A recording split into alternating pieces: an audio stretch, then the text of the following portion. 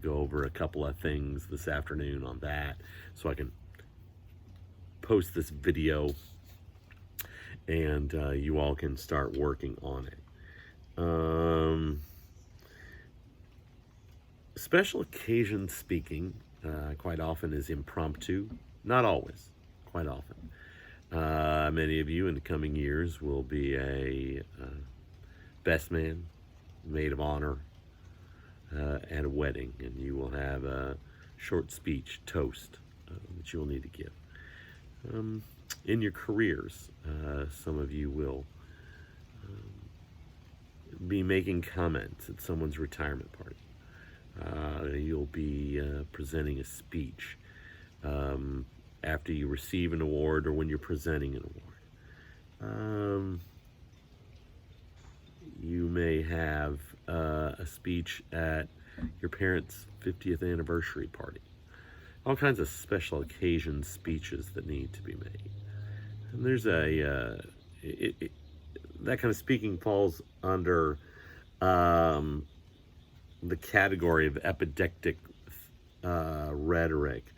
You can find that on page 587 that Aristotle was kind of the first one to really identify, and that speaking that praises or blames, right? Specifically, I think mostly in our culture, it's speaking that praises, but I suppose speaking that blames is also a possibility with that. And so on page 589, you'll find different types of speeches. A speech of an introduction, you may be asked to introduce the speaker at a given event. Maybe they're a friend of yours, or maybe you've done work with them, whatever that may be. A speech of presentation, that you're conferring a degree or you're conferring an award or I don't know, something else, but a speech of presentation. A speech of acceptance.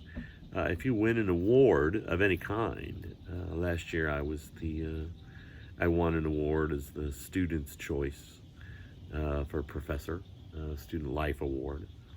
And there's a speech associated with that, right? Like, it's not long, but it's there. My father passed away during the COVID-19 epidemic, and sometime later this summer we will have a memorial service for him, and I will deliver the eulogy. That's another kind of special occasion speech. Some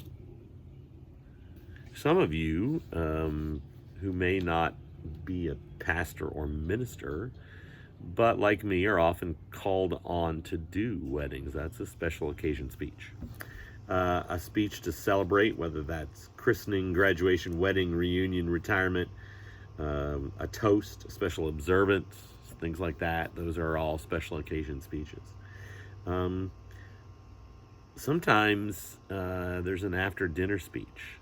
Maybe there's a lengthy meeting going on and you have a speech after dinner. That's typically to lighten the mood.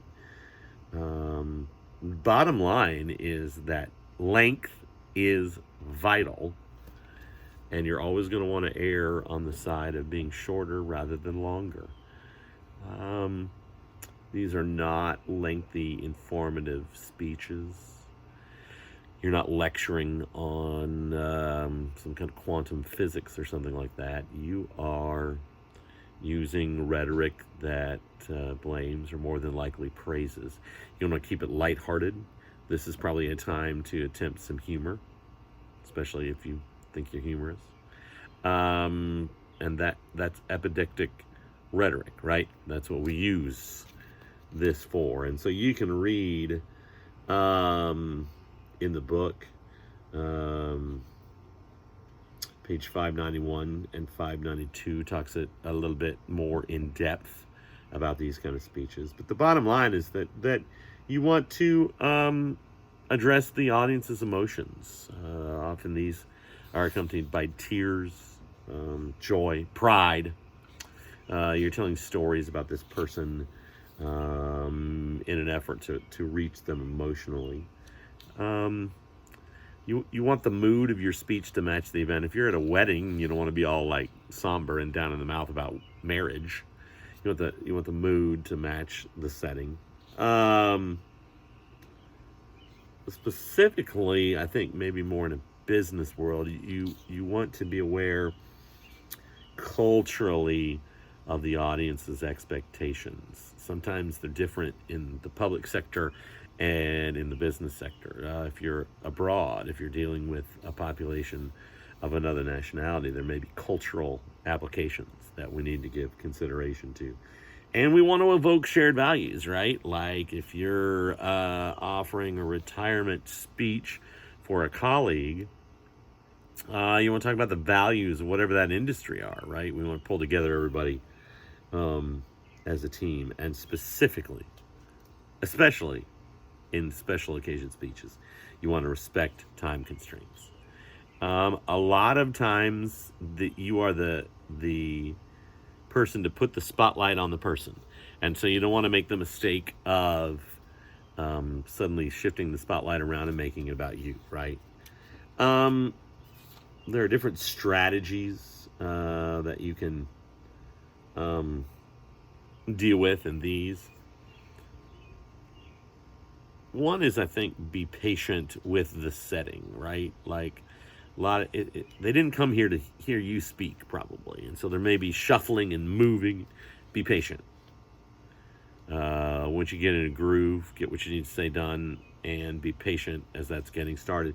Secondly, I think this is a place specifically to use attention getters, stories, big stories that really are powerful. This is the moment to use those. Change your volume. Be interesting. This may be in the evening and they've already worked an entire day, right? Keep it interesting. Be focused and brief. More than likely, this is not about you. And so keep it short. Keep it focused. And then in your book, at least in my version of the book, I'm going to let you read pages 601 and on, that gives some specific strategies for after dinner speeches, how to adapt your delivery to your audience. There's a sample speech. I need you to read all that, right? That's going to be on here. Then there's some review questions, key terms, over on page 617, which in my book is the last, starts the last section in chapter 19. And then critical thinking questions. You need to read those. You need to be ready.